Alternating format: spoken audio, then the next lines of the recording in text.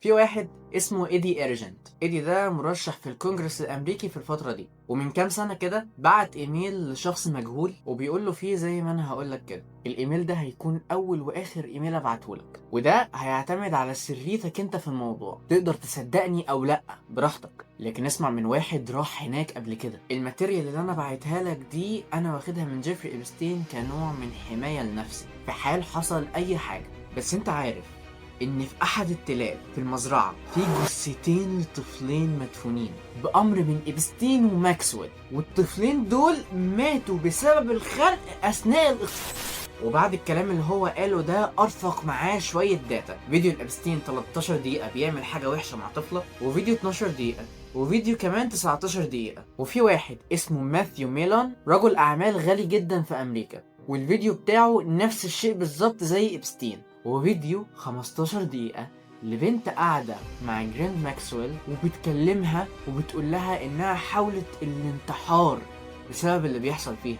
وإيدي باعت للشخص مع الإيميل ده بيطلب منه إنه يحول له 1 بيتكوين في أقرب وقت ممكن. How would you blokes like to make some real money? Well, and who do we have to, No, nothing like that. You see, I'm collecting stupid little boys. Stupid little boys. You know, the disobedient ones what Bleo give 'em school for.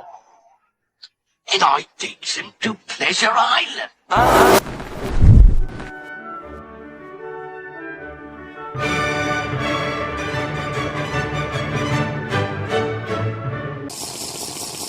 ازيك يا سمسم، عامل ايه؟ طبعا من المقدمة اللي انا عملتها من شوية دي فانت عارف كويس جدا ان احنا داخلين على حاجة بنت 60 وسط، وانا عارف وانت عارف ان يعني انت عارف الحوار. يعني انت اكيد شفت جيفري ابستين ده وسمعت عنه، سواء كان من الميمز والحتة دي هنتكلم عنها على فكرة، او شفت الصور الشريرة جدا ليه وهو في حفلة وفي ليدي جاجا كانت بتاكل بني، او شفت الصورة بتاعت الديك الرومي اللي كان ما بينه فيه انسان وكانوا هياكلوه زي الديك الرومي. واكيد لو انت ما شفتش اللي انا قلت لك عليه من شوية ده فانت شفت الصورة المشهورة جدا ليه وهو قاعد جنبه طفلة، وفي الحتة التانية من الصورة الطفلة دي مربوطة من ايديها ورجليها. او بقى الميمز اللي نازلة اللي بتتكلم بقى عن جيفري ابستين وهو بيفايت بيه ديدي على طريقة جوجيتسو كايسن.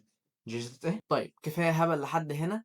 اغلب الحاجات اللي انا لسه قايلها دلوقتي دي سواء ان كانت من صورة البنت او صورة ليدي جاجا او الحاجات اللي زي كده هي فيك. اقول لك على كبيرة، اغلب الحاجات اللي انت شايفها على الفيس اصلا هي في الاغلب فيك، لكن عايز اقول لك ان في الواقع رغم ان الحاجات دي فعلا فيك الا اني اقدر اجزم لك ان جيفري اصلا اسوأ بكتير من الحاجات اللي متفيكها له، لان الشخص ده مش مثلا اتجنن على كبر، لا الشخص ده من بداياته ومن تحت الصفر وهو اساسا راضع على النصب وعلى كل ما هو سيء. بس خلينا ايه، نجيب الموضوع من تحت قوي، من البداية خالص. جيفري اتولد سنة 1953 في حي في نيويورك اسمه بروكلين. اتولد في عيلة متوسطة لا غنية ولا فقيرة، وكان عايش حياة طبيعية جدا، أسرة يهودية عادية جدا متوسطة الدخل، وما كانش فيه أكشن وتشويق. يعني لا أقول لك على حاجة، ده بالعكس ده كان طفل ذكي جدا وكان سابق سنه أصلا، لأنه خلص دراسته قبل زمايله بسنتين، اتفوق عليهم. والحوار ده أساسا بيحصل في أمريكا كتير، إن ممكن حد لو ذكي جدا يخلص دراسته أسرع من الباقي. ولما خلص دخل جامعة نيويورك وبدأ إن هو يدرس الفيزياء، لكنه ما كملش سنتين وخد بعضه ومشي. لحد هنا هو مفيش أي حاجة، شخص عادي جدا، يعني مش بقى قصة سيريال كيلر زي اللي كنا بنحكي عليهم في القناة التانية وأبوه كان بيطفي السيجارة لا، ده بالرغم إن هو ما معهوش شهادة جامعية اشتغل مدرس رياضيات في واحدة من أنظف وأحسن المدارس، وكان في المدرسة دي طبعا فيها كل ولاد الأغنياء وأولياء الأمور الأغنياء وليلة سعادتك. لكن بيني وبينك هو كان مدرس فاشل، لكن كون علاقات كويسة جدا مع الطلاب ومع أولياء أمور الطلاب، فلما كون الشبكة دي بقى عنده علاقات مع ناس أغنياء وأصحاب شركات وناس أصحاب نفوذ، ولما تسأل عنه هتلاقيهم بيقولوا عليه إن هو مدرس تمام، ولكن كان لبسه غريب وشعره غريب وتصرفاته كلها غريبة يعتبر. وفي اجتماع أولياء أمور في المدرسة قابل واحد اسمه إيلين كينبر، وده بقى إيه؟ ده مدير شركة استثمار كبيرة اسمها بير ستيرنز. إيلين أول ما شاف إبستين واتعامل معاه شاف الواد ده فيه حاجة، الواد ده يجي منه، شاب ذكي عنده طموح ويهودي. اول ما شاف الوضع كده قام موظفه فورا، رغم ان هو لما قعد يتكلم مع ابستين قال له بص يابا على بياض كده، انا لا اعرف حاجه في الاسهم ولا في الاستثمار ولا اعرف اي حاجه عن الدنيا بتاعتكم دي سعادتك. بس ايلين قرر ان هو يعلمه كل حاجه. ركز معايا بقى في الحته دي. في ظرف سنتين وهو عنده 25 سنه اتحول من ان هو حته موظف لسه بيتعلم لواحد من شركاء الشركة، وكان ماسك حسابات ناس أغنياء جدا وصحاب نفوذ جدا وسياسيين. وبما إن جيفري مفوه أصلا وبيعرف يتكلم وكده وكده وكده وليه في السكة، وأغلب السياسيين والأغنياء بيكون ليهم في السكس، فهم حبوه ودخل قلبهم كده من غير مفتاح يختي. ولكن زي ما تقول كده هو اساسا النصب كان في دمه، لان هو اصلا بعدها بفتره اكتشفوا ان سيرته الذاتيه اللي هو السي في اللي قدم بيه على الشركه لايلين اغلب الحاجات اللي فيه ما حصلتش اساسا وكان مفيك. وغير كده بدا يبقى في مشاكل في الشركه ليها علاقه بإبستين مع الموظفات. فلما لقى الليلة دي كده قام قدم استقالته وطلع من الشركة، وطلع مع الشركة فوقيها بوسة و100,000 دولار. وبعدها بقى هو بدأ يمشي حاله مع نفسه، ما يبقاش شغال شريك مع حد، هو بدأ ايه يشق طريقه. فضلت الدنيا تمام مع عمك إبستين لحد ما عرف واحد غير حياته كلها، وهو ليزلي ويكسنر. النقلة التاريخية بقى بتاعت أبستين لما عرف ليزلي اللي هو صاحب شركة ايه فيكتوريا سيكريت. إبستين دخل واتعامل معاه وأقنعه إن هو هيمسك له فلوسه كلها ويمسك له ثروته والليلة دي. ركز بقى معايا هنا بقى علشان في شوية حاجات احنا هنرجع لها قدام، لأن ليزلي ما خدش معاه وقت وشوية ومش مثلا مسكه شوية حاجات أو يعني تمام بيبقى بالتدريج، لأ، قام كاتب له توكيل بكل حاجة، توكيل عام على كل ممتلكاته. وإبستين بقى اللهم صل على النبي بدأ بقى يسرق في قصور ومليارات وفلوس كتير وحاجات وبيوت وكل الحاجات دي، قعد عمال يسجلها لنفسه وياخدها من ليزلي. وطبعا واحد زي ليزلي ويكسنر اكيد مش نايم على ودانه علشان ما يحسش ان في واحد عمال بياخد بالمليارات والقصور من فلوسه وسايبه كده، الا لو كان فيه هدف وغاية من الموضوع ده. بفلوسه وعلاقات ليزلي إبستين بقى عنده الشرعية في كل حاجة، ولسانه الحلو وكلامه وطريقته مع النفوذ والفلوس اللي واخدها من ليزلي بدأ إن هو يكون علاقات أكبر وأكبر، وبدأ إن هو مقداره يزيد أكتر وأكتر وأكتر، وبدأ إن هو يستخدم اسم فيكتوريا سيكريت علشان يجيب بنات نفسهم ان هم يبقوا موديلز ويقنعهم ان هو كاشف المواهب اللي هيخليهم يشتغلوا في فيكتوريا سيكريت. ومن هنا بدأ بقى طريقه في استغلال البنات سواء كانوا العاديين او كانوا القاصرات. ومن الحتة دي بقى كانت انتقالة جيفري أبستين من مجرد مدرس فاشل لواحد من أهم وأتقل الناس وواحد من أغنى الأغنياء. كتير بقى من الناس كانت بتقول إن هم بيشوفوا بنات نازلة من عند القصر بتاعه اللي في نيويورك بقى زي مدرسي، قاصرات عاديين، حاجات كتير جدا من النوع ده. وبدأ يبقى في شكوك وملاحظات كتير قوي عليه. واللي منكم فاهم شوية فهو عارف إن عالم الموديلينج أصلا مش ألطف مكان، فما بالك ان انت رايح مكان كبير زي فيكتوريا سيكريت، ما بالك ان كشف المواهب بتاعك جيفري إبستين. يعني تحبل من عشائها وتكتب الولد باسم جوزها او تتخلص من البيبي، وده طبعا حرام جدا جدا. اركن لي بقى يا باشا جيفري كده على جنب، واركن لي الحوار اللي انا لسه حكيه كله دلوقتي ده، تعالى اكلمك شوية عن مين هو بعل.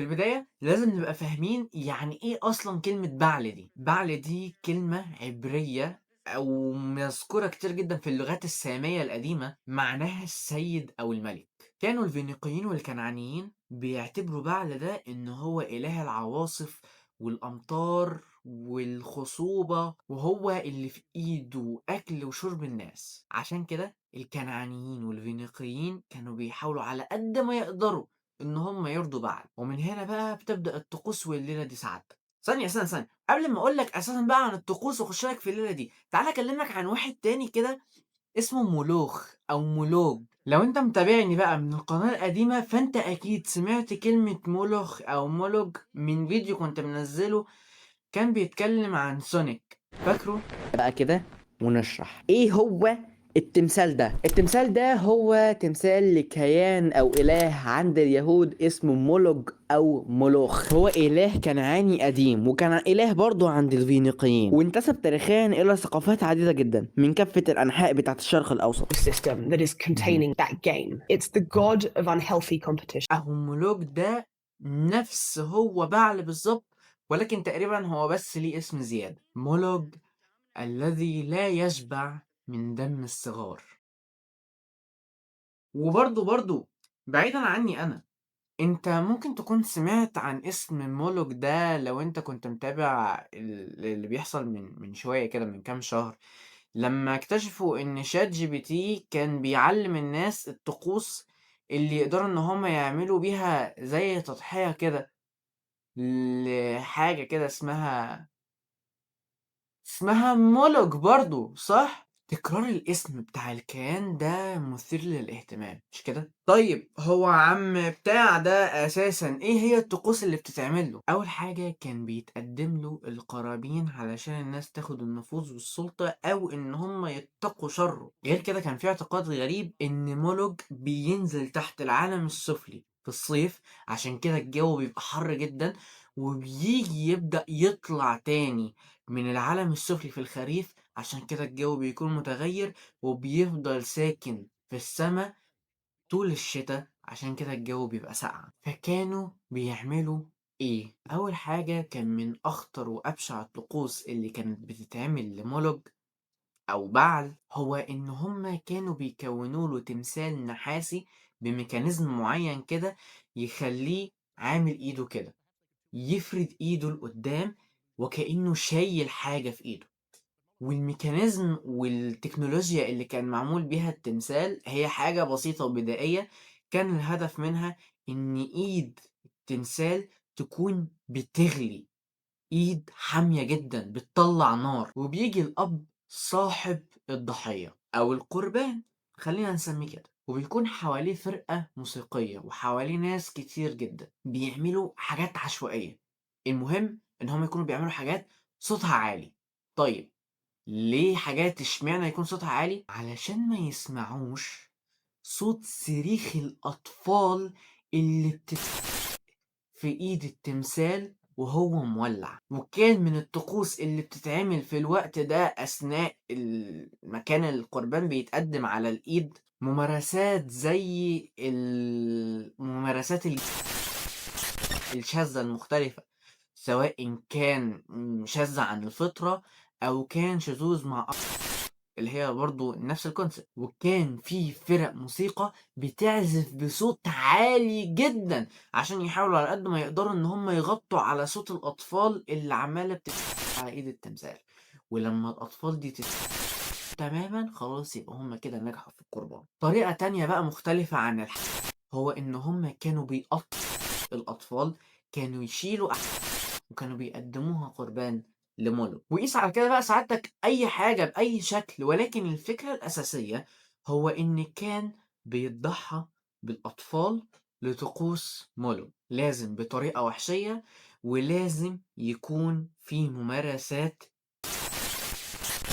اثناء الطقس. ليتش هو انت عايز توصل لايه؟ تعال نشوف معايا كده الملف ده من ملفات ابستين. الملف ده بيتكلم عن تحقيق اتعمل مع احد الضحايا في الاف بي اي. الضحية كان ولد وبيحكي وبيقول ان تم اغتصاب من عمه وهو عنده 5 سنين، وعاش طفولة كانت صعبة جدا. وقال ان هو في سنة 2000 كان على يخت تبع جيفري، واليخت ده كان فيه رؤساء أمريكيين وشخصيات تقيلة جدا. واللي حصل فيه كالآتي: أول حاجة، تم من إبستين. بعدها جه رئيس أمريكي سابق وعمل معاه كده برضه زي إبستين. وبيحكي وبيقول إن ترامب كان موجود على اليخت في الوقت ده، وشاف كمان ناس رجال أعمال مشهورين إفريقيين، ناس من الأفرو أمريكانز يعني، كانوا بيعملوا كده برضه مع سيدات، وكان بعنف شديد جدا. وبيحكي وبيقول إن هو شافهم وهم كانوا بيعملوا طقس غريب.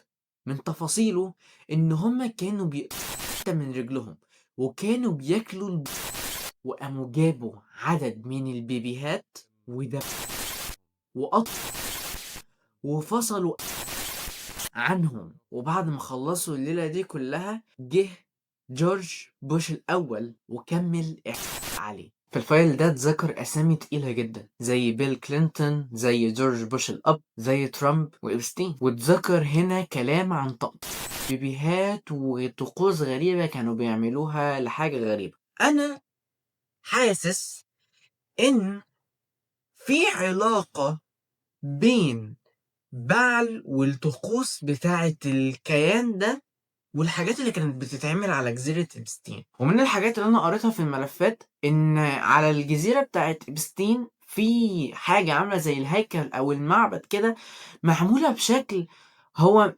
مش مختلف. الشكل ده حاسس كويس جدا ان انا شفته قبل كده. طيب بص، من الايميلات برضو الغريبة جدا اللي انا لقيتها ان إبستين كان طالب من حد ان هو يجيب له قطعة من كسوة الكعبة. فالايميل اللي كان جاي له ده كان بيكلمه وبيقول له ان كسوة الكعبة والقطعة اللي هم جابوها دي عبارة عن جزء من الكسوة الخارجية للكعبة، ومذكور ان القطعة دي اتلمست من مش اقل من 10 مليون مسلم ومن كل الطوائف، السنة، الشيعة وغيره. ومذكور كمان ان المسلمين بيحطوا ايديهم وبيلمسوا الكسوة دي وبيكونوا حاطين املهم وطموحاتهم وعياطهم وادعيتهم كلها على الكسوة دي، بيعيطوا قدامها، بيدعوا قدامها.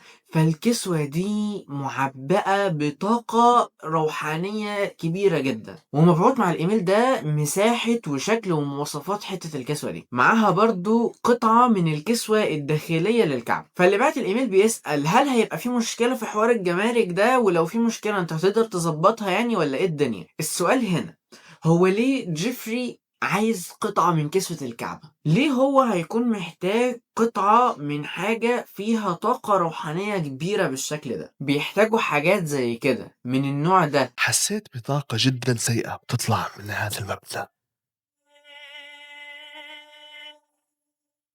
كل الشبابيك مسكرة بخشب. ايش المبنى الغريب؟ هذا المكان هو تقريبا أسوأ مكان في الجزيرة وأكثر مكان صور انتشرت، وما حدا فاهم إيش بالضبط كان يصير هون، وهذا اللي بيخلي الموضوع بخوف أكثر. لو انت بقى مفكر ان الليلة اللي احنا كنا لسه بنتكلم فيها دي هي ممكن تكون من الحاجات الشنيعة وخلاص كده هو الراجل استكفى بكده، فتعالى بقى نقرأ الإيميل ده. كان في إيميل مبعوث لإبستين من عالم أحياء في هارفارد، والإيميل ده العالم بيقول فيه لإبستين إن إحنا هنعمل مقارنة بين ذكور وإناث، ومع استخدام التكنولوجيا والتطوير والتحكم الكافي نقدر إننا ننتج نسل جديد من رجال أكثر أنوثة عن طريق تعطيل المستقبلات بتاعة التستوستيرون، وإن إحنا ننشط المستقبلات بتاعة الإستروجين ونزود من فرز هرمون الاستروجين في جسم الشخص اللي احنا هنعمل عليه الموضوع ده. ده يخلينا ننتج رجالة بجسم انثوي ولكن عندها اعضاء وبيقول له احنا ممكن نظبط لك ده لو ده مناسب لتخيلاتك، والعكس كذلك للإناث. ممكن نعمل إناث ذوي جسم ذكوري ولكن يفضلوا اوكي 5 كده. دلوقتي احنا عندنا راجل مجنون ابن مجنونة وصل بيه الفجر ان هو كان بيحاول انه يكون فيلم بوي حقيقي.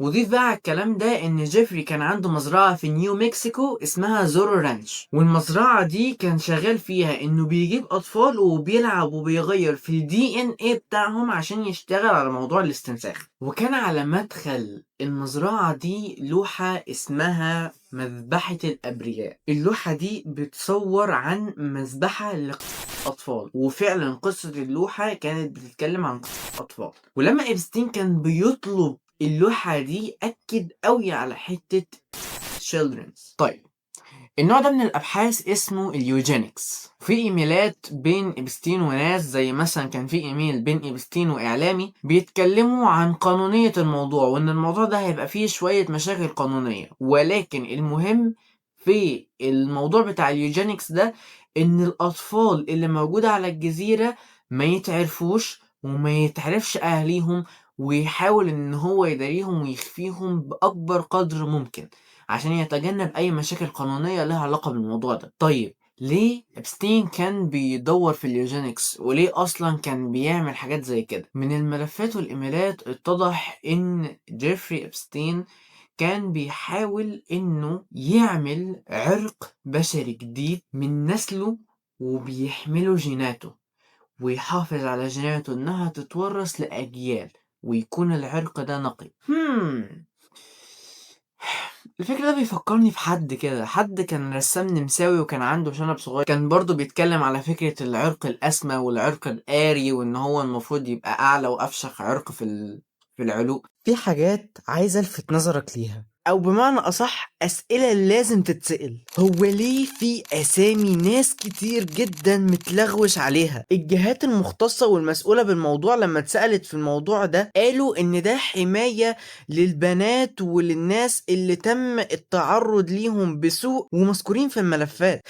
لكن تعالى كده نركز ونبص في الملفات ونتعمق فيها، هتلاقي إن العكس تماما بيحصل. أسامي ناس وباين إن الموضوع كبير جدا ومهم جدا مش شخبط عليها بالاسود، صفح مشطوب عليها بالكامل بالاسود. طيب والبنات والناس اللي هم بيحاولوا يحافظوا عليهم اساميهم باينه اصلا في اغلب الملفات. في ناس وفي جماعه وفي حاجات كتيره هم بيحاولوا يلغوشوا عليها وما يظهروهاش، وبطريقه حرفيا مش حتى من تحت لتحت، لا دي صريحه. مين هم الناس اللي هم عمالين بيغطوا عليهم دول؟ ليه في حاجات كتير جدا متشخبط عليها؟ في اجراءات قتل حصلت بكل بساطة من ناس، والملفات دي موجودة، والملفات دي مشطوبة على الناس اللي تسببت في قتل ناس. افتح عينك، نظريات المؤامرة والحاجات اللي كنا بنتكلم عليها بقالنا فترة طويلة جدا، لو انت متابعني من قبل كده، طلعت حقيقية فعلا مش مجرد نظريات. مفيش دليل اكبر من كده ان في فعلا حاجة غلط بتحصل. لو انت مفكر نفسك حر فانت مش حر، انت موهوم، انت عايش جوه صندوق. اصحى وبص، انت قاعد طول اليوم بتضيع يومك بالكامل بتقلب في حاجات بتتلف دماغك، ومفكر ان انت كده بتستفاد او ان انت كده بتسلي وقتك. انت طول الوقت بتتعرض لحاجات اما بتحسسك بقد ايه ان انت فاشل وان انت مش هتنفع وبتلغي تفكيرك، او الحاجات دي بتقنعك ان قد ايه انت لازم تجتهد وتتعب زيادة عن اللزوم فوق طاقة الانسان، وان انت دايما في حاجة فايتاك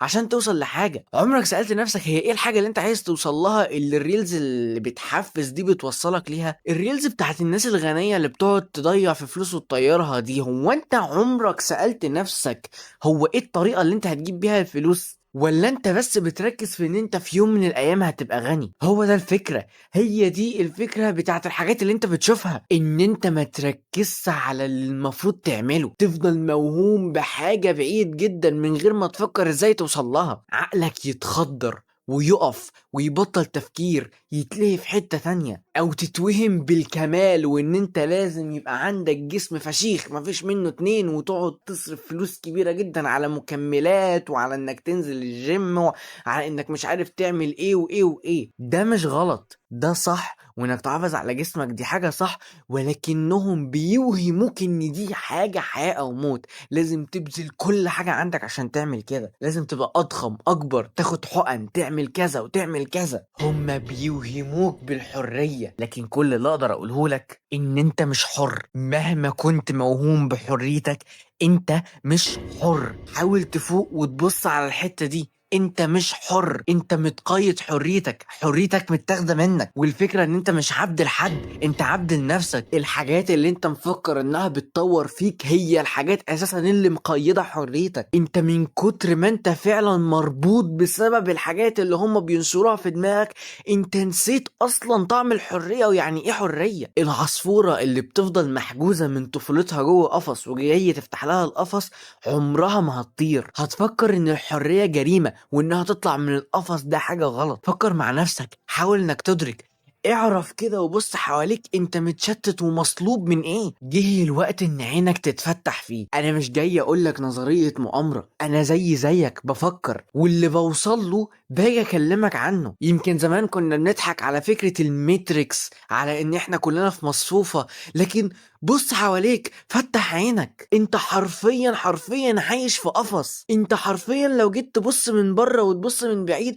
هتلاقي نفسك حرفيا موجود وكأنك موجود في مزرعة نمل. انت ممكن مخك ما يدركش الكلام اللي انا بقوله ده، لان انا مش عارف انت امتى اخر مرة دقت طعم الحرية. يكاد تكون نسيت معنى الكلمة دي. انت عندك قوة وطاقة جواك، هي نفس القوة والطاقة اللي بتطلع الشجر من تحت الأرض، نفس القوة والطاقة اللي بتحرك الكواكب واللي بتخلي الشمس تطلع تنور لك. قوتك دي جبارة، وعلشان حد يقدر انه يسيطر عليك لازم يخدر قوتك دي وما يخلكش تاخد بالك منها. الموضوع اكبر بكتير جدا من ملفات إبستين او من الحاجات اللي كانت بتحصل. ده كفاية بس انه يملص ودانك ويخليك تبص على مين فعلا الشخص اللي المفروض تسمع له، يخليك تعرف ان مفيش حاجة اسمها غرب وشرق، مفيش حاجة اسمها دول عالم تالت، مفيش حاجة اسمها احنا متأخرين. ده يخليك تدرك وتفهم ان اساسا اللي بيروي لك القصة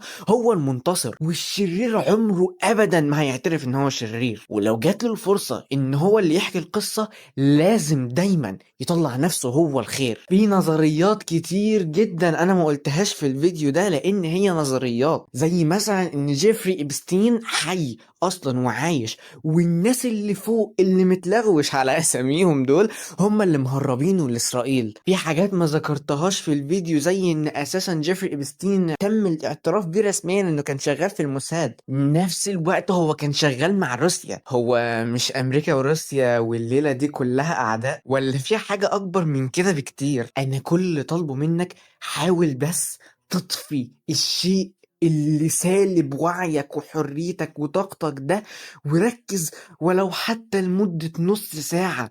اطلع بص للسما وفكر، هتلاقي نفسك بدأت تسترجع انت امتى اخر مرة كنت حي. لسه ملفات إبستين بتنزل أكتر، لسه في حاجات بتتفضح أكتر، لسه في حاجات أسوأ وأسوأ، لسه أصلا بيتم الطلب بإن الملفات تتمسح لأن هم تقريبا حسوا إن هم بدأوا يتفضحوا. دي وظيفتي ودوري كمؤثر، إن أنا فعلا أأثر. كلمة بلوجر وإنفلونسر اللي بقت مدموجة في دماغك بستيريوتايب كده، إن ده لازم يكون واحد حرفيا بيبيع نفسه كسلعة، ان هو يقعد يقدم لك حاجات تافهة عشان تتابعه، علشان يتقدم من طريقهم اعلانات يخليك تصرف فلوسك على حاجات انت غالبا مش محتاجها. كلمة بلوجر وانفلونسر اللي اتشوهت، اللي ما بقاش ليها معنى، انت حتى غالبا ما تعرفش يعني ايه الكلمة دي. المؤثر هو اللي بيأثر بتفكيره على اللي حواليه. المؤثر هو اللي لما بيلاقي حاجة غلط بينبه اللي حواليه. كل اللي انا طالبه منك حاول انك تفكر. انا هكون معاك اول باول، هشاركك افكاري، هنقعد نتكلم مع بعض، هسمعك وقت ما تبقى حابب انك عايزني اتكلم عن حاجة